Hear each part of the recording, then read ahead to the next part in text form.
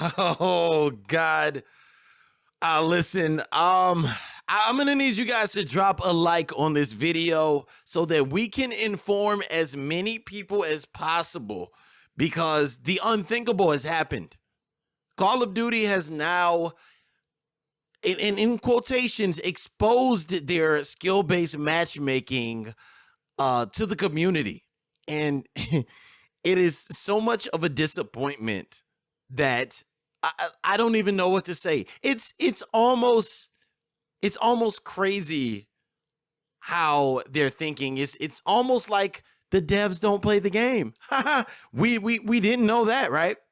Listen, make sure you drop a like, subscribe, and let's get straight into the video.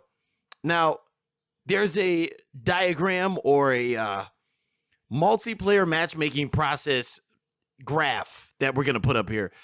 And as you can see at the top, it says connection is the first priority, or so it says on this little chart here. Playlists, diversity, time to match, recent maps, modes, skill performance, input device, platform, and voice chat for some odd reason. Now, we know this is cap, because connection is definitely not the priority. We all know this. Why do we know this? Well, because it takes 3 fucking minutes to come up with a match. It's like 3 minutes to come up with a match. If you're playing Resurgence or Big Map, definitely ranked, but that's understandable. But these are lobbies that aren't ranked. Now, even in multiplayer, it takes at least 2 minutes normally to come up with a match, excuse me. So this is cap. First lie, Activision. Lie again. I'm sure you will. Now, I'm not going to read this whole article. However, we are going to get into some key points that I want to discuss. Starting off with measuring time to match for matchmaking. It says any form of matchmaking takes time. If the wait time in a lobby is excessively long, players typically recycle the process by canceling out of matchmaking search and restarting it or even quitting it. This does not quicken the matchmaking process, and in fact can even be detrimental. You don't say. Well, why wouldn't you prioritize the connection if you weren't so worried about people quitting out of matchmaking? You know why? Money. That's why. The greed bags. That's why. Activision is full of nothing. Activision, whoever it is, Activision, Call of Duty, Raven Software. We don't even know what fucking company is heading anything anymore. Infinity Ward, God, I hope it's not Infinity Ward anymore. But if you would prioritize connection, then, well, we know that you were serious about this, but you're not going to prioritize that. Again, because of money. Let's continue before I go off on a tangent, okay, guys? Let me keep going. Now, the next thing I want to cover is the thing that says measuring skill for matchmaking. While skill is one of the several factors in Call of Duty multiplayer matchmaking, and I'm assuming this is for all modes, not just multiplayer. But it continues to say, we know the community wants more information about how it fits into the process. Skill is determined based on a player's overall performance, kills, deaths, wins, losses, and more, including mode selection and recent matches as an overall metric across all multiplayer experiences. Again, I'm assuming that this is including Resurgence and the Big Map. But what really, really gets me is the part that's under this, which is we use player performance to ensure that the disparity between the most skilled player in the lobby and the least skilled player in the lobby isn't so vast that players feel their match is a waste of time. What did we talk about on the last video? We have gotten to a point where people just are given easy things all day, every day. They don't have to work for anything. Do you remember back in the day when you used to have to get good at a game to compete? Do you remember that? I'm not saying that the lobby should be full of, zero point 0.4 KD players, but come on. If you're a 0.5 and above, you have the opportunity to improve. Under most circumstances, honestly, if you are like, there's a lot of people who watch who are like a 1.1 KD and they think they're bad. No, believe it or not, you're actually above average if you are a 1.1 KD player. Even if you're a 103 KD player, you are actually above average. Believe it or not, you're above average, but Call of Duty wants to protect these people so bad. By the way, some of these same people are people who have been playing Call of Duty for years. They just are bad. By the way, hot take right here.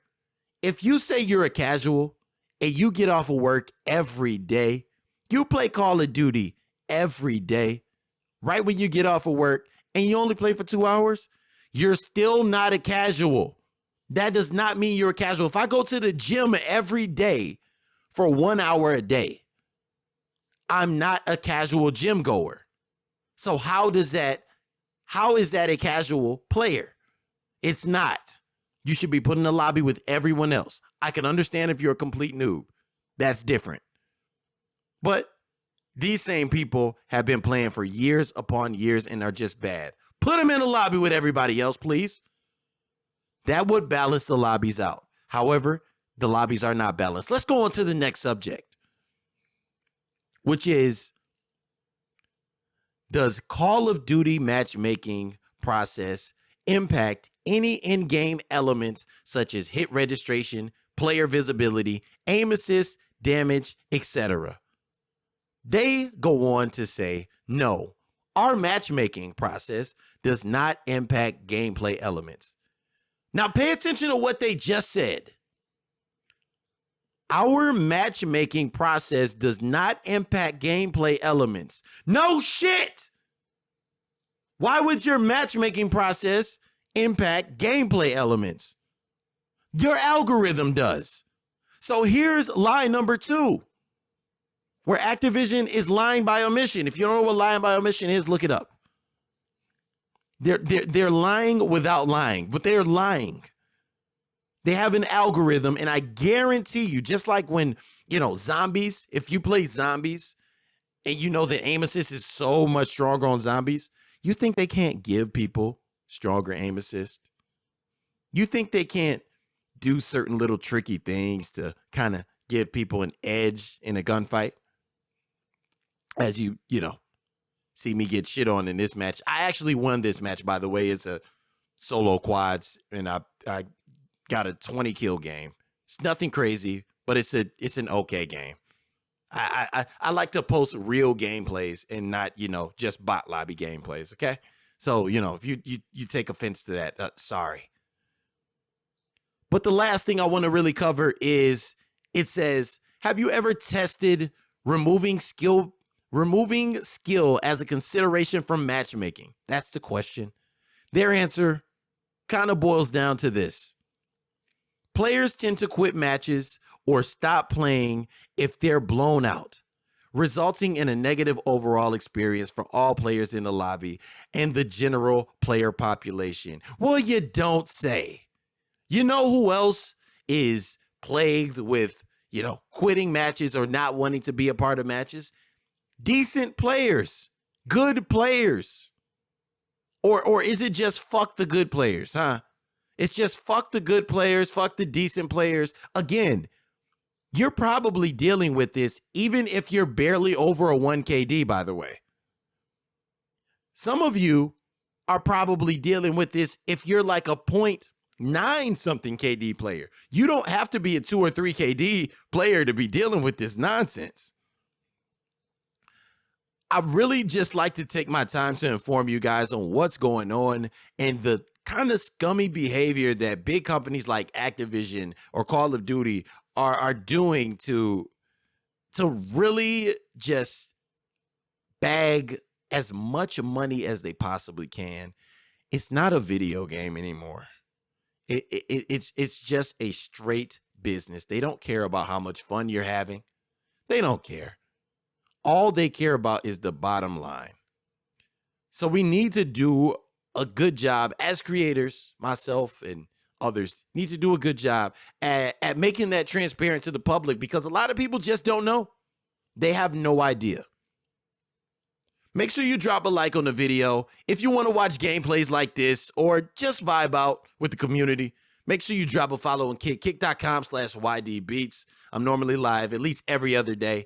Gonna try going live a little more often, but we're also gonna be making more YouTube videos, so make sure you subscribe, and I'll catch you on the next video. Until then, stay safe, stay healthy. See you on the next one.